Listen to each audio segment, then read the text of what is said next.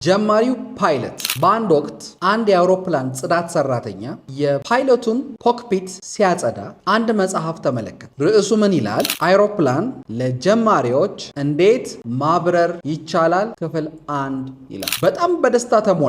በአጭር ጊዜ መልመድ እንደሚቻል ገመተ። የመጀመሪያውን ገጽ ገለጠ። ሞተሩን ለማስነሳት ቀዩን ቁልፍ ተጫን ይላል። ተጫን። የአውሮፕላኑ ሞተር ተነሳ።